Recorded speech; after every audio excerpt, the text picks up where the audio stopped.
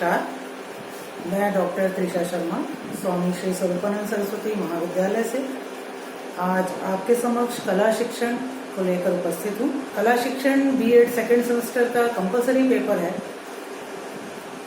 जो कि हमारे बच्चों के लिए, छात्रों के लिए, विद्यार्थियों के लिए आज के परिप्रेक्ष्य में अत्यंत आवश्यक है। सबसे पहले शिक्षा या कला शिक्षा आज के परिप्रेक्ष्य में क्यों आवश्यक है, उसके बाद कला की उत्पत्ति, कला शब्द की उत्पत्ति किस प्रकार हुई, उसके बारे में हम जानेंगे। उसके बाद कला शब्द की परिभाषा और विशेषताएं। परिभाषाओं में बहुत से विचारकों और शिक्षा शास्त्रियों ने कला की विभिन्न तरीकों से परिभाषाएं की हैं। उन परिभाषाओं से बहुत सारी विशेषताएं निकल करके सामने आती हैं। उन विशेषताओं के बारे में हम जानने की कोशिश करेंगे। इसके उपरांत हम कला के कितने प्रकार हैं, इस विषय में हम जानेंगे कि कला के प्रकार कितने हैं और उन प्रकारों के अंतर्गत कौन कौन सी कलाएं आती हैं। तो हम शुरू करते हैं कि कला शिक्षण क्यों आवश्यक है, क्यों हमको कला शिक्षण आज के परिप्रेक्ष्य में पढ़ना जरूरी है। सुप्रसिद्ध शिक्षाविद जैकर्स डेलर्स की अध्यक्षता में गठित 21वीं सदी में शिक्षा का अंतर्राष्ट्रीय आयोग International Commission on Education in 21st century, जिसकी रिपोर्ट Learning the Treasure Within शीर्षक से यूनेस्को द्वारा 1996 में प्रकाशित की गई थी, जिसके अनुसार शिक्षा के निम्नलिखित 4 आधार स्तंभ होने चाहिए। तो हम यहाँ पर देखेंगे कि शिक्षा क्यों हमको शिक्षा ग्रहण करनी चाहिए या कला शिक्षण हमारे लिए क्यों आवश्यक है। सबसे पहले ज्ञान के लिए सीखना।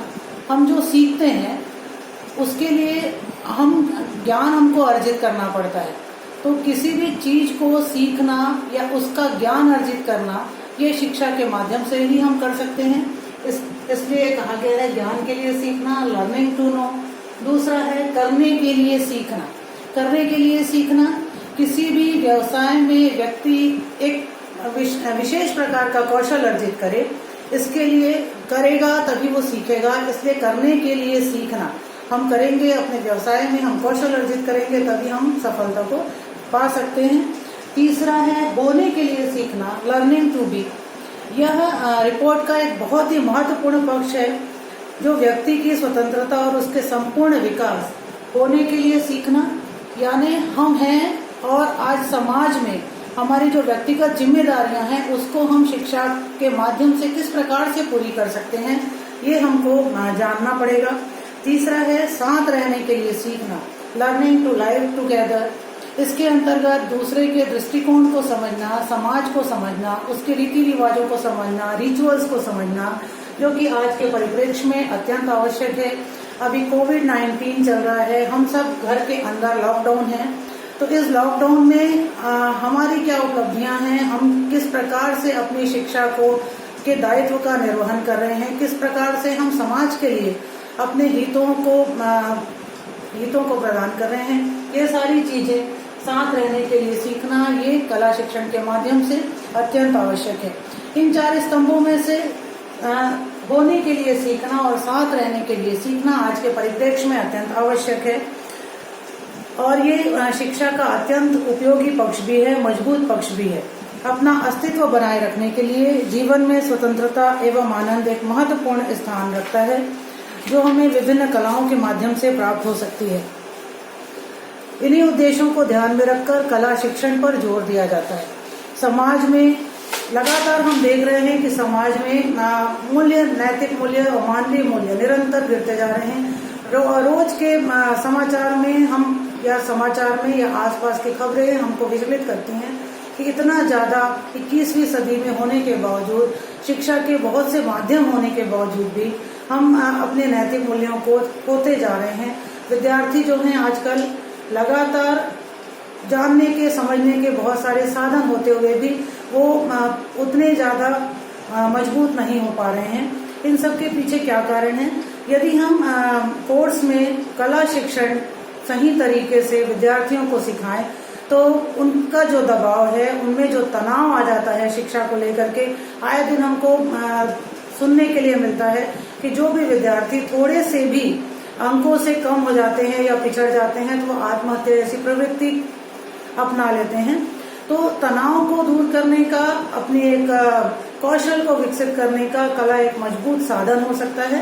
इसलिए कला के विषय में जानना, कला के किसी एक विधा को मजबूती से अपनाना, एक कौशल में पारंगत होना बहुत ज्यादा आज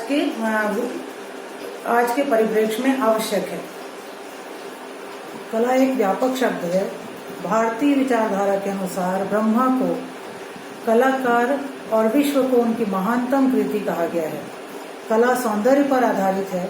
सत्यम, शिवम एवं सुंदरम की विचारधारा भारत में ही प्रचलित रही है। बहुत से विचारकों एवं दार्शनिकों ने कला की परिभाषाएं अपने अपने शब्दों में व्यक्त की हैं। कुछ परिभाषाएं भारतीय विचारकों की हम यहाँ पर पढ़ेंगे अभी। सबसे पहले जैनेन्द्र के अनुसार अहम का विसर्जन साहित्य और कला है।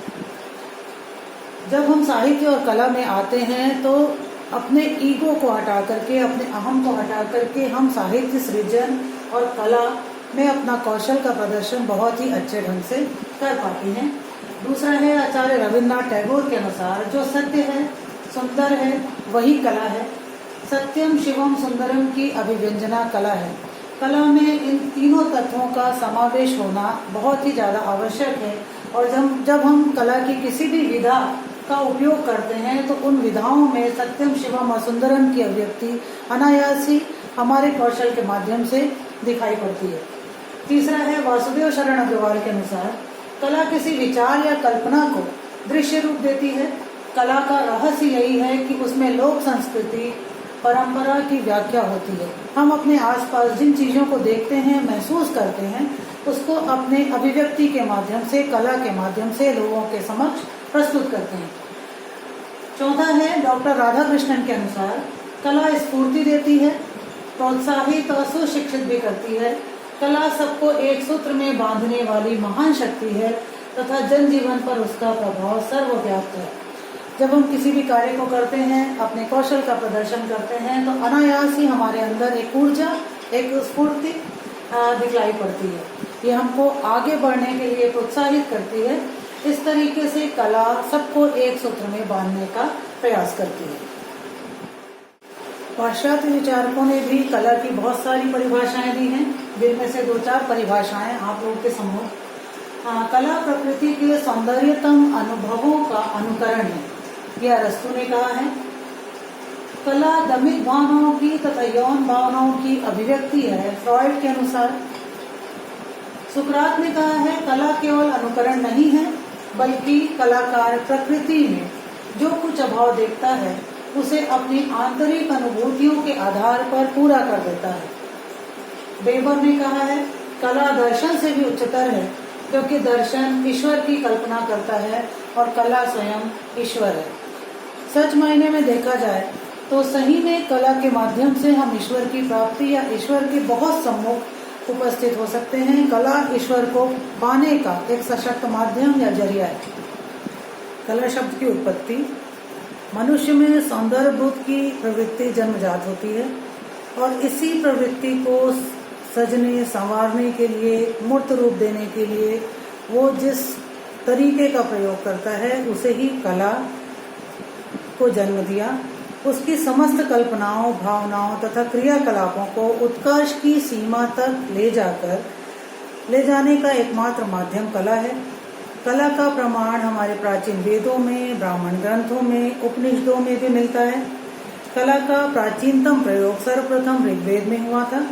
प्राचीन कलाचार्यों ने कला की उत्पत्ति संस्कृत के कल धातु से मानी है, जिसका अर्थ होता है कल, जिसे हम सुंदर, कोमल, सुखद और मधुर कह सकते हैं। कल जिसमें ल में हलंत प्रत्यय लगा है, शब्द करना, बजना, गिनना। कम जिसका अर्थ होता है आनंद, कम माँ में हलंत लगा है, इति कला अर्थात आनंद। यानी कला शब्द जो है वो आनंद की प्राप्ति देता है। हम जिस कार्य को करते हैं, जिसके माध्यम से करते हैं, जिस विधा के द्वारा करते हैं, वो यदि हमको कला आनंद की प्राप्ति करे या जिसको करने से हमें आनंद मिले और जिसके कार्य को करके हम संतुष्ट हो जाएं, वो कला होती है। भारतीय भाषा में कला को बहुत सारे रूपों में प्रदर्शित किया गया है। आचार्य भरत ने पहली शती के लगभग कला शब्द का प्रयोग कौशल एवं हुनर से किया था, यानी जिस कार्य को करने में हमें कौशल की प्राप्ति हो, जिस कार्य को करने से हमारे अंदर का जो हुनर है वो बाहर निकले, अपने अंदर छिपी हुई अभिव्यक्ति को कला के रूप में, कला के माध्यम से बाहर निकाल करके लाना, यही कला है। कला शब्द शतपथ ब्राह्मण, सांख्यायक ब्राह्मण, ऐतरेय ब्राह्मण संहिताओं एवं बौद्ध साहित्य में भी प्रयुक्त होता है। पाणिनि की अष्टाध्यायी और बौद्ध साहित्य में सिप शब्द ललित और उपयोगी दोनों तरह की कलाओं के लिए प्रयुक्त हुआ है। यानी कला शब्द की उत्पत्ति प्राचीन काल से चली आ रही है और इस कला को, कला के माध्यम से अपने आप को, अपने कौशल को निखारने का माध्यम भी बहुत प्राचीन काल से चला आ रहा है। भारतीय भाषा में कला तथा भारतीय भाषा में हम कला कहते हैं। यूरोपीय भाषा में, जिसको अंग्रेजी में आर्ट कहा जाता है, जो कि लैटिन के आर्ट्स सब ARS से निकला है, जिसका ग्रीक रूपांतर टेक्सवेन, जिसको हम वैग्ने कहते हैं, जिसका अर्थ होता है शिल्प या क्राफ्ट। यानी कला के अंतर्गत बहुत सारी विधाएं आती हैं। चित्रकला, मूर्ति कला, ड्राइंग, पेंटिंग, ड्रामा, ये सारी चीजें कला के अंतर्गत आती हैं। दूसरा इटालियन शब्द ला आर्टे, स्पेनिश में एल आर्टे, फ्रेंच में एल आर्ट, अंग्रेजी में जिसे आर्ट कहा जाता है। इन समस्त को हम ध्यान से देखें तो इसमें अर धातु जो है वो मुख्य है। तो अर धातु से कला शब्द की उत्पत्ति हुई है, ऐसा हम कह सकते हैं। दूसरी तरफ हम देखते हैं ईरानी भाषा। ईरानी भाषा में कला को टशन या हुनर कहा जाता है, जिसका अर्थ तक्षण और संस्कृत शब्द सुनर से किया गया है। तो इस प्रकार से हर क्षेत्र में प्राचीन काल से हमारे ब्राह्मण ग्रंथों, वेदों में और अनेक विदेशों में भी अलग अलग जगहों में कला शब्द की उत्पत्ति अलग अलग तरीकों से हुई है। लेकिन हम आखिरी में कहते हैं कि कला जो है वो हुनर को, अपने कौशल को तराशने का एक बहुत ही अच्छा माध्यम है। कला अविभाज्य है, परंतु उसके गुणों और सुविधा की दृष्टि से कला को कई प्रकारों में विभाजित किया गया है। उसको वर्गीकृत नहीं किया जा सकता, ऐसा सौंदर्य शास्त्री क्रोचे का मानना है। परंतु कला को एक दूसरी कला से पृथक नहीं किया जा सकता। ये क्रोचे, सौंदर्य शास्त्री जो क्रोचे थे, उन्होंने कला को पृथक नहीं किया जा सकता, ऐसा उन्होंने कहा है।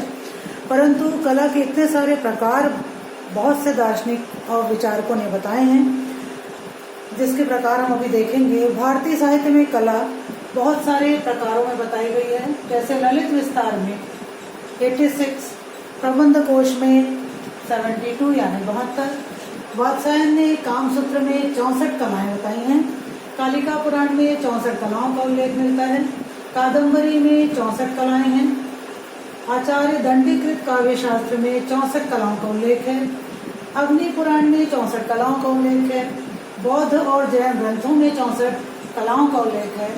अतः इतने सारे कलाओं में हम देखते हैं कि सबसे ज्यादा 64 की संख्या है। अतः भारतीय साहित्य में कहा गया है कि कलाओं के प्रकार जो है वो 64 हैं। पाणिनि ने अष्टाध्यायी में चारु और कारु 2 प्रकार के कलाओं का उल्लेख किया है। चारु को ललित कला कहा है तथा कारु को उद्योग कला कहा है। इस प्रकार से चारु और कारु 2 प्रकार की कलाएं भी हमको दिखाई पड़ती हैं। इन सारे कलाओं के प्रकार इतने सारे हैं, लेकिन अध्ययन की सुविधा की दृष्टि से कलाओं को हम 2 भागों में विभाजित करते हैं। पहला है प्रदर्शन कला, जिसको कहते हैं परफॉर्मिंग आर्ट, और दूसरा है दृश्य कला, जिसको कहते हैं विजुअल आर्ट्स। परफॉर्मिंग आर्ट के अंतर्गत नृत्य, संगीत, रंगमंच, जादू, कठपुतली, सर्कस, गान और भाषण आते हैं, जिनमें मानव अपनी कला का प्रदर्शन करता है, चाहे वो नृत्य के माध्यम से हो, संगीत के माध्यम से हो, रंगमंच के माध्यम से हो। अपनी कला का प्रदर्शन हम जिन माध्यमों से करते हैं उनको हम प्रदर्शन कला कहते हैं, और वो सारी विधाएं प्रदर्शन कला के अंतर्गत आती हैं। दूसरा है दृश्य कला, जिसे हम विजुअल आर्ट कहते हैं, जिसके अंतर्गत चित्रकला, रंग एवं पेंटिंग, मूर्ति कला, नृत्य कला जिसे हम क्ले आर्ट कहते हैं, रेत चित्रकला, दृश्य कला में, विजुअल आर्ट्स में हमको सिर्फ दिखाई देती हैं चीजें, हम सुन नहीं सकते। इनमें हम अपने भावनाओं को उकेरते हैं रंग के माध्यम से, चित्रों के माध्यम से, मूर्ति कला के माध्यम से, नृत्य कला के माध्यम से। तो ये दृश्य कला के अंतर्गत आती हैं। तो सुविधाओं की दृष्टि से कलाओं के वैसे बहुत सारे प्रकार मैंने अभी बताया आप लोगों को, लेकिन दो मुख्य प्रकार हैं, प्रदर्शन कला और दृश्य कला, जिसे परफॉर्मिंग आर्ट और विजुअल आर्ट्स कहा जाता है। भारतीय विचारकों, शिक्षाविदों और पाश्चात्य विचारकों और शिक्षाविदों की परिभाषाओं के आधार पर बहुत सारी विशेषताएं कला शिक्षा की हमारे सामने आती हैं। इन विशेषताओं को देखेंगे। सबसे पहले है नवीन निर्माण करना, नवीन निर्माण का अनुभव करना। फिर है अनुभव की अभिव्यक्ति, जिस प्रकार का अनुभव हम करते हैं उस प्रकार की अभिव्यक्ति हम किसी भी कौशल के माध्यम से व्यक्त करते हैं। फिर है कलाकार की क्रियाशीलता, वो अपने कौशल में किस प्रकार की क्रियाशीलता का उपयोग करता है। उसके बाद है ईश्वर की प्राप्ति, कला के माध्यम से, किसी भी प्रकार के कौशल के माध्यम से हम ईश्वर तक बहुत ही आसानी से पहुंच सकते हैं, ईश्वर की प्राप्ति। स्व अभिव्यक्ति, अपने अंदर उठ रहे विचारों को, भावनाओं को, जैसा हम सोचते हैं उसको हम अभिव्यक्त करते हैं अपने कौशल के माध्यम से। सक्रिय सहभागिता, किसी भी कौशल में को करने के लिए हमको सक्रिय सहभागिता की आवश्यकता होती है, तो ये भी एक कला शिक्षा की विशेषताएं हैं। कल्पनाशीलता, हम अपनी कल्पनाशीलता के हिसाब से अपने कौशल को बहुत ही अच्छा रूप दे सकते हैं, मूर्त रूप दे सकते हैं। मन व शरीर का संबंध, कला से मन व शरीर का संबंध होता है। समूह गत्यात्मकता, हम समूह में अपने कौशल का प्रदर्शन करते हैं, इसलिए वह समूह गत्यात्मकता इसकी विशेषताएं हैं। समूह भावना का विकास या सामूहिक भावना का विकास, आपस में एक दूसरे के कौशल को सीखना और समझना, यह समूह भावना के अंतर्गत आता है। नेतृत्व क्षमता का विकास, अपनी कौशल को नेतृत्व के आधार पर दूसरों को समझाना, नेतृत्व क्षमता का विकास। सामाजिक समायोजन, एक दूसरे की कमजोरी को, गलतियों को न पकड़कर उसकी अच्छाइयों को, उसके कौशल को सीखना, सामाजिक रूप से समायोजन करना सिखाता है। सहनशीलता, धैर्य एवं स्थिरता, किसी भी कौशल की प्राप्ति के लिए धैर्य एवं स्थिरता का होना बहुत ज्यादा आवश्यक है। इस प्रकार कला की इतनी सारी विशेषताएं हमारे सामने हैं।